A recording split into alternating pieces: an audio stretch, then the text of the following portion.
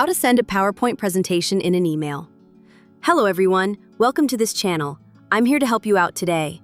So without any delay, let's get started. So first of all, launch the Gmail application on your device and make sure that you're logged into your account. Now tap on the Compose icon at the bottom right corner of the screen. Here, what you need to do is select the person that you'd want to send. So let me just write the email ID over here and tap on the subject. And as we select on the subject over here, let's tap on this Attach File option at the top of the screen and select on Files.